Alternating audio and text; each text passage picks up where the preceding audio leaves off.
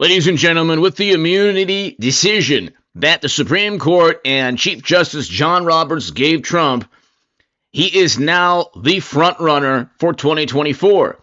Democrats and Biden want to amend the Constitution and make other reforms because they don't like the fact that the Supreme Court has stopped them from imprisoning Trump. The Supreme Court will also overturn the unconstitutional guilty verdict. Everyone from Greg Jarrett to Professor Dershowitz to a whole lot of Jonathan Turley, great many legal scholars have stated the conviction in New York is unconstitutional. A state cannot level a federal crime at an individual when the DOJ and the FEC dropped the case. There is no federal statute that they even cited. Hit subscribe to this channel right now. To my super chat, thank you so very much. In a couple of weeks, couple of days, I'll be doing live streams on the Stock Market Crash channel. Unfortunately, I do believe there's going to be a stock market crash on the horizon, and the Bitcoin Crash channel. Unfortunately, I believe there will be a Bitcoin crash on the horizon. Hit subscribe to my super chat. Thank you so very much. If you want to give me your thoughts on everything going on, questions, super chat, greatly appreciated. Really quickly, they want to amend the Constitution. However, an amendment may be proposed by 2/3 vote of both houses or of Congress if 2/3 of the states request one by a convention called for that purpose. The amendment must then be ratified by 3/4 of the state legislatures or 3/4 of conventions called in each state for ratification. Ain't going to happen in this political environment. You're not going to get 2/3 of the House or the Senate to agree on anything. Okay? So they're not going to amend the Constitution to ensure that Trump goes to prison. Let's listen to this really quickly regarding the attempt at amending the Constitution and the attempt at essentially intimidating Supreme Court justices because of the Roberts and the Supreme Court immunity decision that helped Trump immeasurably, like I said it would. Hit subscribe to this channel right now. A Fox News alert. New this morning, President Biden today will announce proposals to reform the Supreme Court. Changes include no immunity for crimes a former president committed in office, along with term limits for Supreme Court. By the way, the president is already immune from civil cases, civil liability. Nixon v. Fitzgerald is the precedent. The court only stated that official acts are immune. Therefore, if Trump or any president tried to eliminate a political rival, that's not an official act. An official act is a speech which they tried to criminalize within the indictment. They now have to rewrite the indictment because a speech is not a crime. They tried to say that Trump was no longer president and he committed a criminal act because his speech was full of lies. Okay. You could do the same thing with Biden and every other president, okay? Presidents lie, even Democrats, during speeches. You can't criminalize that, and certainly you can't say that a president is not immune from speaking to political allies. That's also what they tried to do. They used a broad, vague, ambiguous legal statute, and then they said, oh my God, if we can't convict him on 18 U.S. Code 371 that he's able to be a king and a monarch. They used a statute that requires they prove intent. It requires they prove knowingly deceiving the country. Not for 1 second did Trump ever think that the results were fair and neutral like the DNC primary in 2016, where, I mean, look, you can even see they don't even have functioning primaries with Bernie Sanders and Biden. But hit subscribe. Let's continue. Justices, I think it's 18 years, and a binding code of conduct for the Supreme Court. Fox News legal analyst Greg Jarrett joins us right now. He's been chewing on this. Greg, whatever happened to separation of powers? Judiciary, legislative, co-equal branches of government. The Congress can't tell the Supreme Court what to do, can they? Yeah, and, like many of Joe Biden's ideas, most of it is unconstitutional, Steve. Democrats cannot simply pass a law imposing term limits on justices because life terms are embedded in the Constitution. So it requires amending the founding document, which is such a high bar that it has zero. Again, for what Democrats want to do, it's impossible pretty much. An amendment, this is the whitehouse.gov, an amendment may be proposed by 2/3 vote of both houses of Congress, or if 2/3 of the states request one by a convention called for that purpose. The amendment must then be ratified by 3/4 of the state legislatures or 3/4 of conventions called in each state for ratification. In this political environment, when you have very divergent ideologies on how the future of this country, So Democrats look and they say, oh, high inflation, high interest rates. Well, we had to shut down economic activity for the good of people. And we are definitely not going to have a future with oil and gas and other sources of energy that we've used for hundreds of years. And so this is a completely different view of life than the majority of the world. Than the viewpoint espoused by the majority of the world. Okay, this is why Biden released strategic petroleum reserves, then talked about how great he is for the environment. Then he simultaneously released strategic petroleum reserves, then asked other countries to give us oil and gas or oil. So you're not going to get an amendment that proposed by 2/3 vote in the House and ratified by 3/4 of state legislatures or 2/3 of the of states requesting the amendment from by a convention. It ain't going to happen. Okay, they just want to intimidate the Supreme Court, and that's not going to happen either. Okay, they knew the rules, by the way, in 2016 when they railroaded Bernie Sanders and then lost. Do you think they'd be doing this if they continually got liberal Democrats on the Supreme Court? It was 6-3, liberal Democrat, conservative, and they continually got the decisions they wanted? No, and that's the problem with American politics today. If they don't get what they want to then intimidate the institution. If they do get what they want, it's about the rule of law and democracy. But let's continue. Hit subscribe if you're Zero chance. Ironically, though, Joe Biden is calling for an amendment to override the presidential immunity decision. Again, that may sound like catnip to liberals who hate the ruling, although they shouldn't. It protects Democrat presidents like Joe Biden.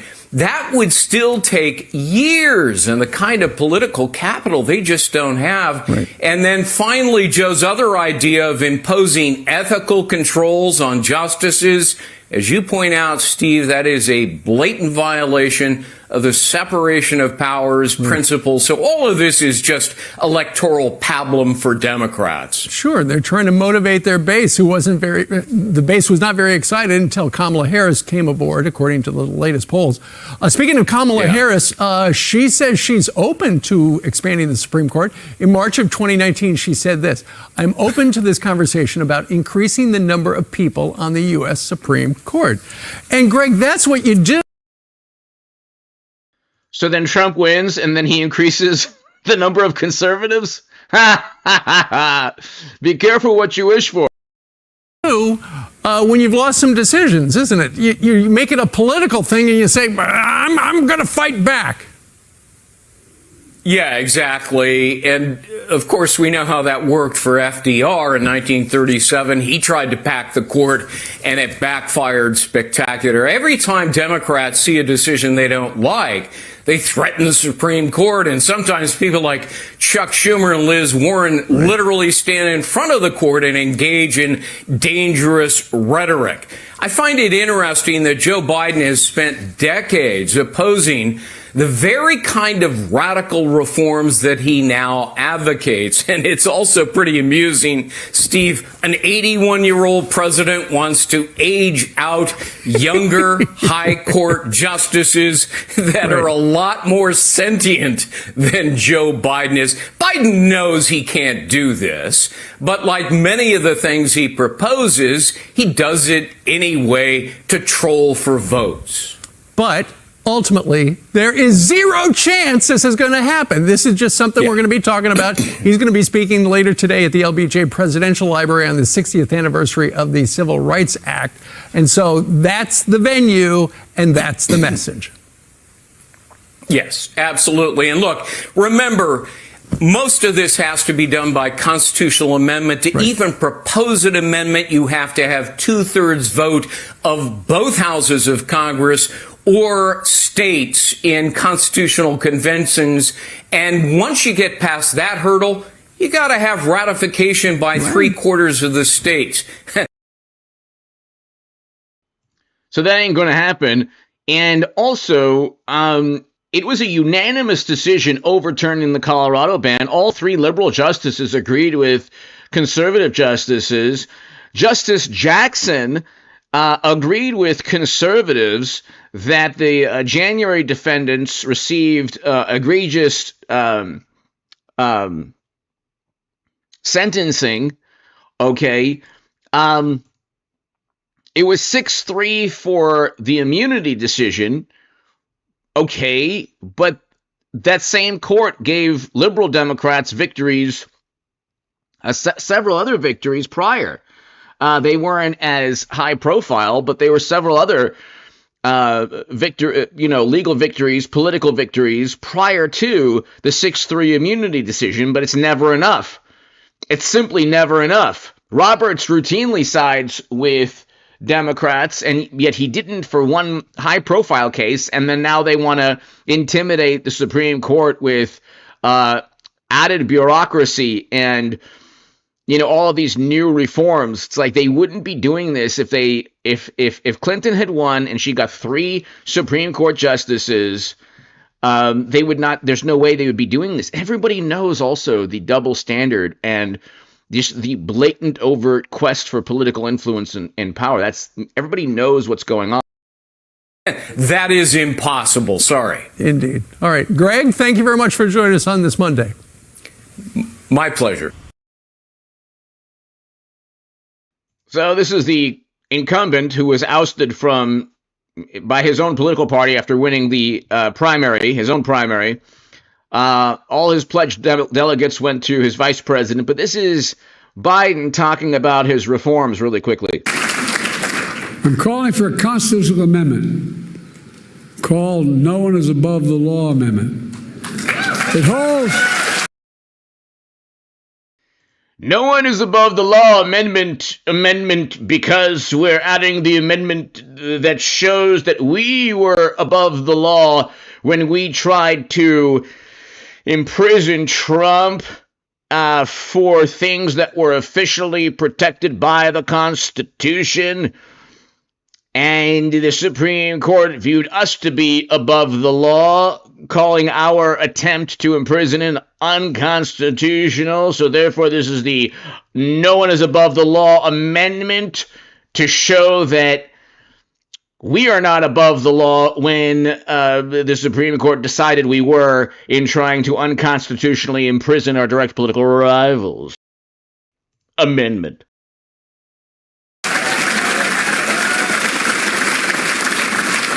And I mean this sincerely. It holds that there's no immunity for crimes former president committed while in office. I share... This is how indoctrinated you have, indoctrinated, highly educated, morally superior liberal Democrats. Nobody has stated, there hasn't been a court of law that convicted Trump on crimes. He is immune for performing a speech. He is immune speaking to political allies, performing a speech. Official acts as president cannot be found liable or cannot be then turned into potential criminal acts. Okay, they utilized a very broad, ambiguous statute that criminalizes anything he did. This is very different from if he were to literally call for ending an opponent's life, which would not be a broad, vague, and ambiguous legal statute. We would know categorically exactly the crime. The 18 U.S. Code 371 statute was very broad, vague, ambiguous, relied on the court's interpretation of Trump's intent and alleged lies, okay, which half the country agrees with Trump. If you look at polls, like close to half the country, or at least the majority of Republicans agree, the overwhelming majority of Republicans agree with Trump's statements that day. Whether or not they were correct is not relevant within the immunity case. Okay, lots of things Biden has stated, even this speech itself is full of deception.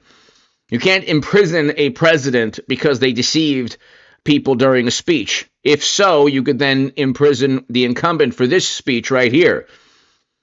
But it's just kind of hilarious what they're trying to do. Our founders' belief the president must answer to the law. The president is accountable in the exercise of the great power of the presidency. We're a nation of laws, not kings and dictators. He didn't break the law, Trump. He was accused of having broken the law. Very different from breaking the law. Being accused wrongfully is different from having broken the law. If you noticed, you had Democrats, perhaps even the current vice president, perhaps, who wanted to defund law enforcement. Okay, because they were, Democrats for years were saying that laws were being misinterpreted to accuse people of things they didn't do.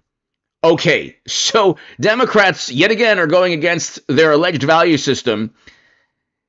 Trump did not break any laws that day in January. He's accused of having done so. He never had an actual trial because he was president, and the indictment was so broad and vague and all-encompassing, you would then be able to indict and imprison every future president for allegedly lying during a speech.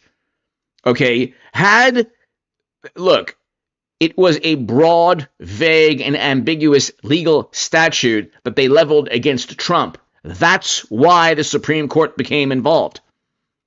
Okay? They did not accuse Trump of a specific crime. They accused Trump of a legal statute that stated he deceived with intent. Well, how on earth do you prove that? How on earth do you prove that Trump really thought that Democrats were fair and just and neutral with him? We just saw this man won his own primary and was ousted by his own political party. So it's like, what world are you living in?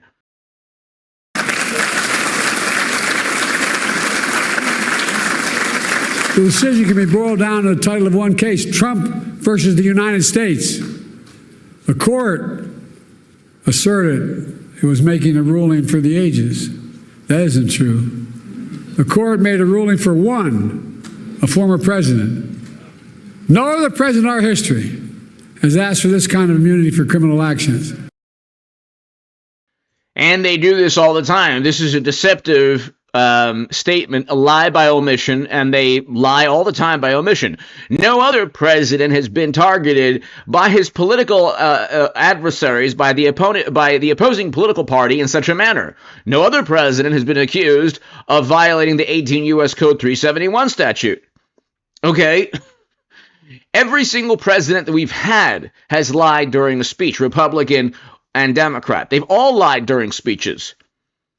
One of the central tenets of the indictment against Trump was that he promoted lies during a speech and then spoke to allies throughout the country, then spoke to his DOJ officials trying to continue the lies. It's like, well, you can look at any presidency and say, the premise or the objective or the political objective. Look at the Bush, Cheney, and Rumsfeld years, okay? Their entire foreign policy was predicated upon intel that turned out to be false. So, and all the while, they were speaking to the Department of Justice, other government agencies, giving speeches. And you look back at that time period, the speeches were full of lies. What do? Do you then indict and try to convict? Well, that's what Democrats are saying. Except with Trump, it was one day. It wasn't endless wars. It wasn't President Obama toppling helping topple a country. President Obama called Libya his biggest mistake on Fox News during an interview. Okay, Trump's biggest mistake, okay, let's say, was that day in January. It wasn't toppling an entire country with a failed intervention. Okay, it wasn't invading countries and sending Americans off to experience, the tragedy of endless wars. It was that one day. And so then they tried to imprison him for that one day when you could do the same thing with past and future presidents. And no president, no former president, not me, not one, should have been given any exception to this with such immunity. The second thing I'm asking for, we've had term limits for presidents of the United States for nearly 75 years after the Truman administration. And I believe we should have term limits for Supreme Court justices of the United States as well.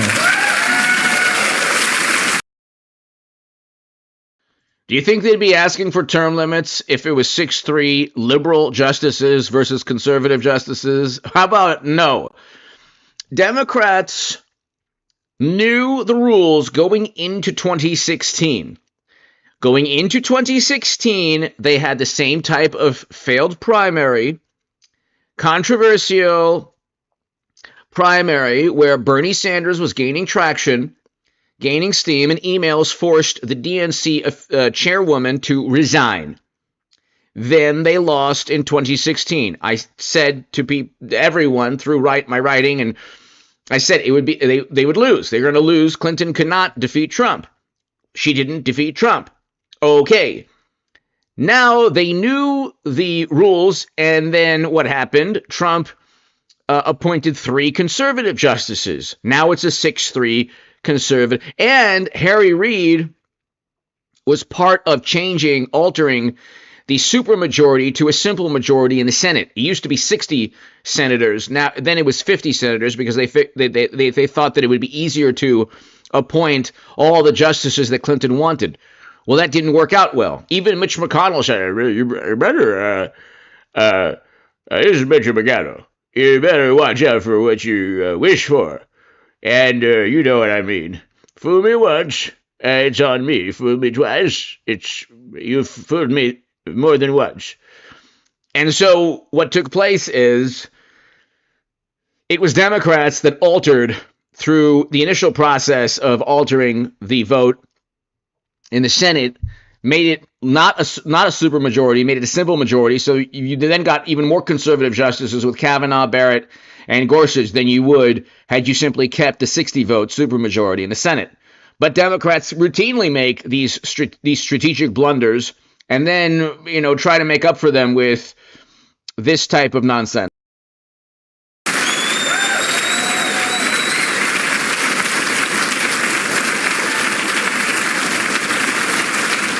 In fact, the United States is the only major constitutional democracy that gives lifetime seats in their high court. Term limits would help ensure that the court membership changes with some regularity. Why do you want the ideological makeup to change with regularity? Oh, that's right, because Clinton did not appoint 3 liberal justices. This is the problem with American politics, okay? It's not like the Democratic Party will say, okay, well, we knew the rules. We'll accept Trump appointing 3 liberal justices. Well, but you lost with Clinton in 2016. You had a primary where they railroaded one of the candidates, Bernie Sanders. What did you expect? The DNC chairwoman resigned in 2016. What did you expect? How did you expect to win 2016 and then address the possible 3 Supreme Court appointees if your own primary was in complete and utter shambles? Trump is going to win again in large part because Biden won his primary. They then made up the rules and said the pledge delegates are suddenly going to switch to Harris. Where in the DNC rulebook does it say, has anybody asked this? Because I'm almost 90%, 99% certain there's nothing in the DNC rulebook and guidelines regarding primaries that said pledged delegates can suddenly, or a person who wins the primary can then be ousted and forced to have all his pledged delegates go to his vice president, or an incumbent president forced out of the process. How does the person who won the primary then lose all his pledged delegates to another competitor, another person who, by the way, didn't even compete? Kamala Harris was not a candidate. How does that happen? Where in the DNC rulebook? How about there is nothing in the DNC rulebook? They just make things up. They make things up for political utility, in real time. It's really unbelievable. And then they say this is, this honored, you should revere the process, and then they make things up as they go along. That would make timing for the court's nomination more predictable and less arbitrary. Reduce the chance that any single presidency imposes undue influence in generations to come. The bipartisan commission I convened analyzed various term limit structures. A completely bipartisan commission of, never Trump Republicans who despise Trump and Democrats, completely bipartisan. Based on their report, I believe the best structure is the 18-year term limit. That would help ensure the country would not have what it has now: an extreme court that's proud of an attack on the confirmation process that's been weaponized by those seeking to carry out an extreme agenda for decades to come. By the way, these guys mean it. These guys mean it. Project 2025 is real. What does that have to do with the Supreme Court? That's also, a heritage foundation? That has nothing to do with Trump or the Supreme Court. Oh, they mean it. They mean it. He always does this. He harkens back to, he's now a politician in the late 80s, early 90s, where he can, really kind of speak to you with this honest, salt-of-the-earth goodness. They mean it. Third, I'm calling for a binding code of conduct for the Supreme Court.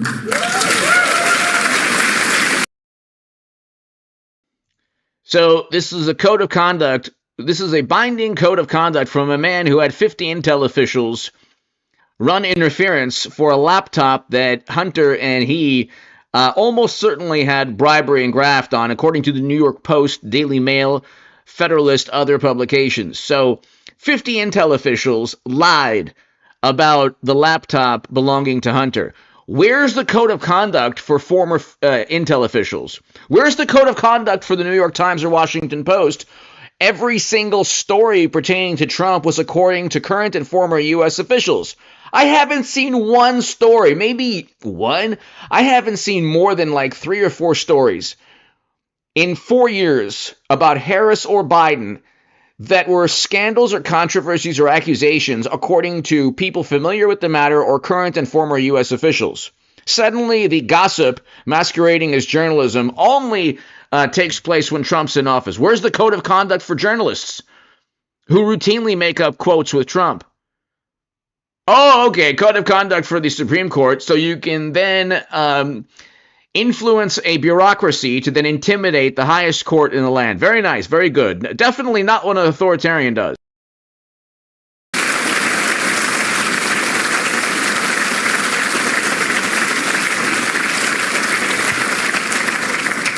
Supreme Court's current ethics code is weak and, even more frightening, voluntary. It's so good to have Biden, who did business with Hunter for years and years, talk about ethics codes. That's hilarious. That's like Jeffrey Dahmer talking about cooking tips. Voluntary. Any code of Congress must be enforceable. Under the reform I propose, justice would be required to disclose gifts, refrain from public political activity, recuse themselves in cases in which they or their spouses have a financial or other conflict of interest. Oh, okay. So Hunter on the board of directors of an energy company, definitely not a conflict of interest. So doing business with countries that perhaps are geopolitical adversaries, not a conflict of interest, which is what we found in the laptop from the New York Post. Go type in New York Post Daily Mail Hunter's laptop. You will see a number, like 50, 60, 70 articles on various conflicts of interest between Joe and others around him and various countries. You had Ted Cruz accusing Hunter of... Ted Cruz stated that classified data was summarized to facilitate business and consulting deals. How is that not a conflict of interest? Okay. Most people don't realize that Congress passed a law decades ago that says all federal judges, including Supreme Court justices, have to recuse themselves in such cases. But the current justices insist on enforcing that requirement themselves without any public oversight or compulsion. How many of the judges that either convicted Trump or were presided over Trump trials had ties to Democrats in some way or another? Did they recuse themselves? Of course not. See, that's their decision. They don't have to tell us how they made it. That might work. The court was actually enforcing those requirements, but they are not. The court is not self-policing. The court is not dealing with the obvious conflicts of interest. We need a mandatory code of ethics for the Supreme Court, and we need it now.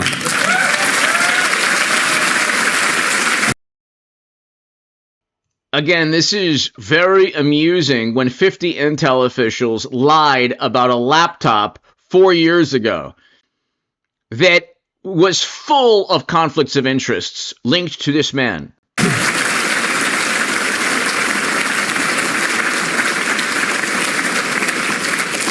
My fellow Americans. And then the semantic game that liberal, wonderful, highly educated, morally superior journalists, what they'll do is they'll say, well, there hasn't been any proof of an actual conflict of interest. When you accuse any politician, Republican or Democrat, of a conflict of interest, the accusation is predicated upon suspicion.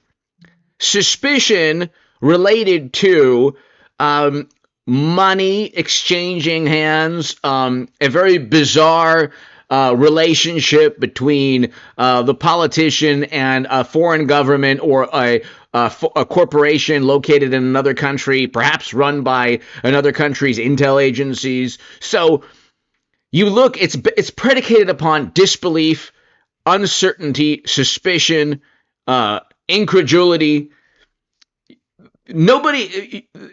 You can speculate that somebody has engaged in a conflict of interest, like a Democrat, this Democrat in office, without having to categorically prove. With Trump, nothing is categorically proven. They are always accused. A Steele dossier, which was full of lies that they accused Trump of.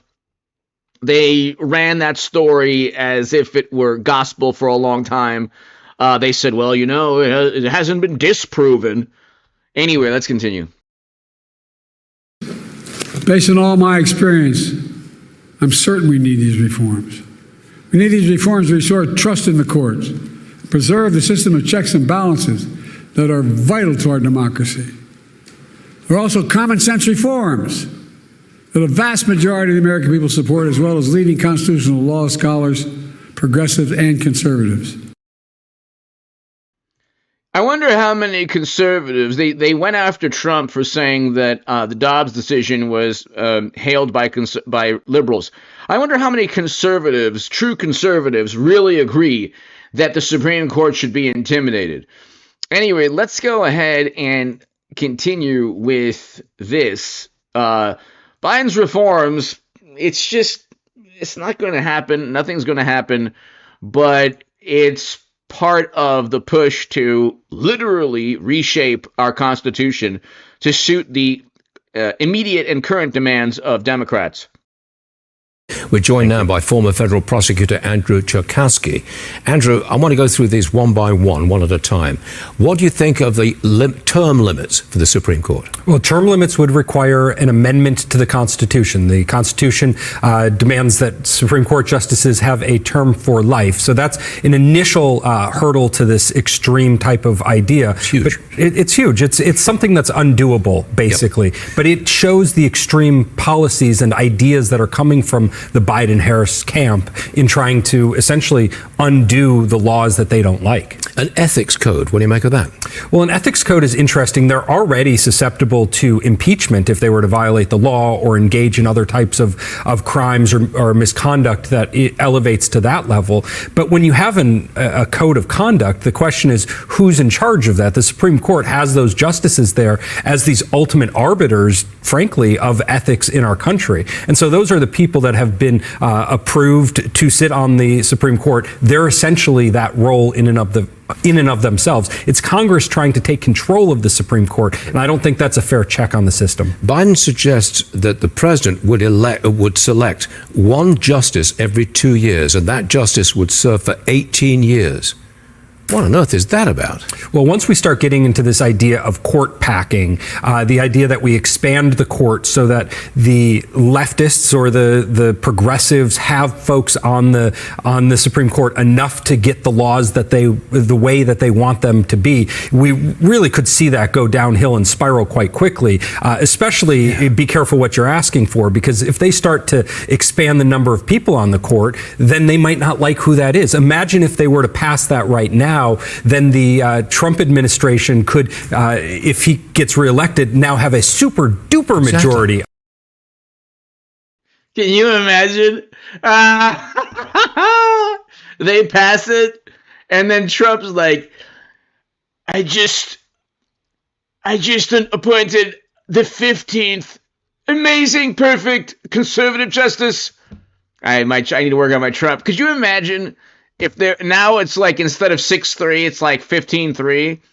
I mean, who knows how they'd react on the court. So it really can spiral into silliness. I think this is just a plug for votes. What about the changes to presidential immunity? Well, you have to be very careful when you start to be critical of the idea of this recent decision that the president has immunity. A lot of different senior positions throughout the country have immunity. A president's going to have some degree of immunity. You have to be able to act as a public official without the fear of prosecution. Police officers do it, judges do it, prosecutors do it. There is this idea. I just read one of the comments pertaining to how they'd react. Very good. That some people aren't necessarily above the law, but the law applies differently to them. And so no matter what this constitutional amendment would be, there's still some degree of immunity that comes with these types of jobs. There's one more for you. Donald Trump has pledged to end birthright citizenship if he's elected. What kind of legal challenges? I'm actually against that. I don't think that would pass. I think you would need an amendment as well for that. I don't think that's a good idea for a number of reasons. I'm not going to get into them now, but I don't think that's a good idea. And I love Trump, but I don't think, that's really going to pass. I don't think that's feasible. I think that's as unrealistic as packing the courts. And I understand the concept or the argument behind that. The problem, however, is that you don't want the repercussions of you don't want the consequences of that type of law. I'll leave it at that. Okay, let's just go. Okay, let's go here.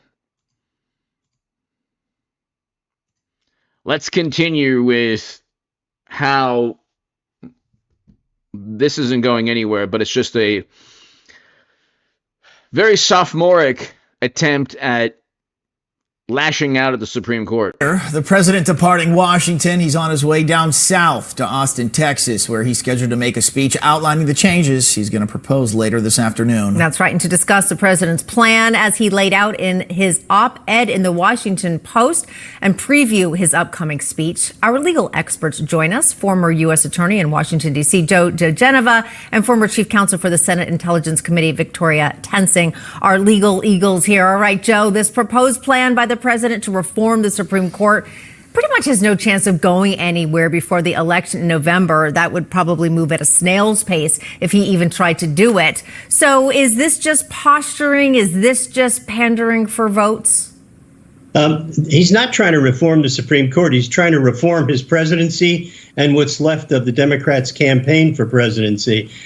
This is a bold political move, which will go absolutely nowhere.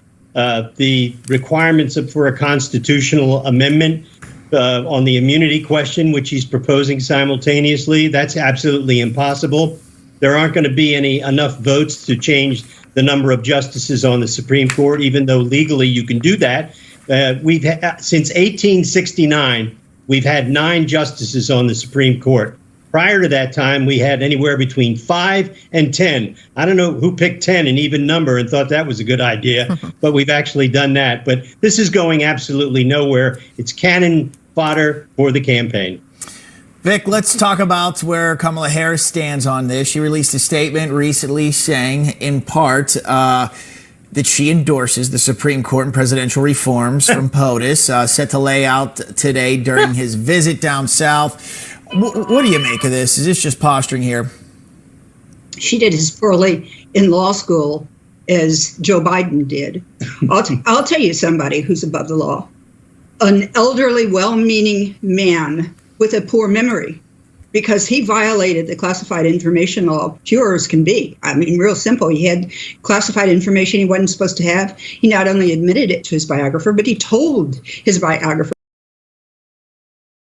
And the key issue is that Trump had the power to declassify. You're never going to be able to prove a president didn't declassify something. Clinton and Biden did not have the power to declassify. End of story. There's no debate. There's actually no debate at all.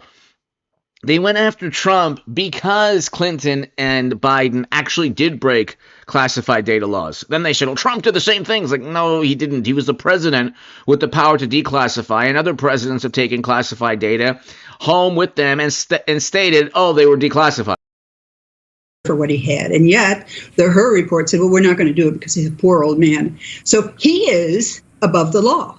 And Kamala is right along with him. And what's really hilarious about this is I think it's very magnanimous of a sitting vice president to endorse the proposal of her boss, the president. When you think about this is absolutely insane. Oh, I'm just delighted to endorse my boss. I'm going to give him my imprimatur. But Joe, just on that, though, that's a great point. But isn't Kamala Harris now trying to distance herself from the Biden administration, trying to say, no, I'm my own woman? So I guess strategically...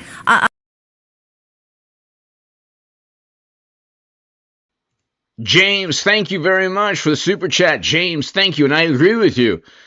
And that's the great thing about voting for Trump. It's like people, the actual cult is the wonderful, morally superior, highly educated liberal Democrats. Because if you don't agree, it's like, oh my God, it's like blasphemy, heresy, you've committed, you're going to be excommunicated and it's horrible. If you vote for Trump, nobody cares if you agree or disagree with everything. It's all good. You just want what's best for the country. And James, I agree with you. Thank you, James. Thank you. I'm not quite sure how this works for her. Well, it doesn't.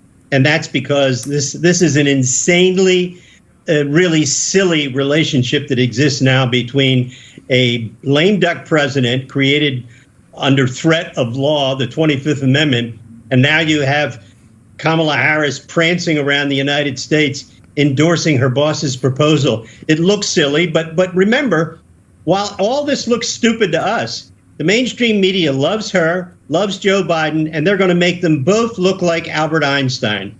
Well, that's just it. And soon, later in the show, we're going to play a little montage that has been made up of media members saying how much Kamala Harris wasn't doing a good job, and all of a sudden she's great. The Times, Kamala. It's funny how it changes like just this. like that. Miracle worker. Oh, the miracle yes. worker. I know. Miracle marketing workers, yes. Vic, another part of this is the code of conduct that he is proposing. Now, who's going to come up with this? Right. Think about that. Is it going to be from the current administration? I mean, think about that. Well, it doesn't matter. The Supreme Court has already issued its own ethics code. The problem is not whether there's a code of ethics, but who enforces it. And that's what's giving all the Senate Democrats heartburn. And they want to figure out a way that you got to make the Supreme Court do this. You know, before, in the old days, when it was a liberal court, conservatives did not demonize individual members of the court. They criticized the rulings, the Miranda rulings, the Roe v. Wade, but they didn't single out people on the court and say, oh, you bad person, you did bad things, like Schumer does today. And so the only reason that there's quote unquote scandal about the Supreme Court is because the Democrats have focused and targeted.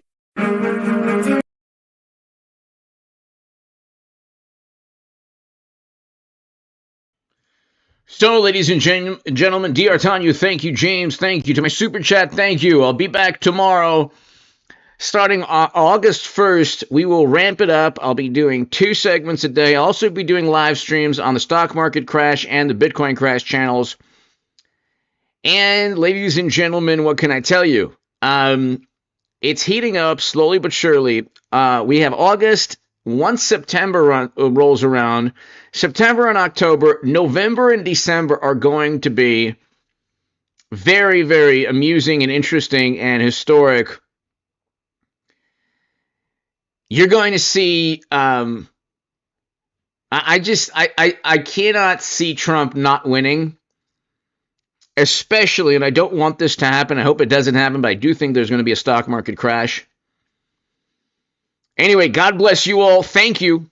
Thanks, everybody. Everything that you heard about the reforms, it ain't going to happen. The Supreme Court is going to stay the way it is. Thank God. And Democrats are just going to have to deal with the rule of law, which is what they care so much about. Hit subscribe. We'll see you tomorrow, everybody.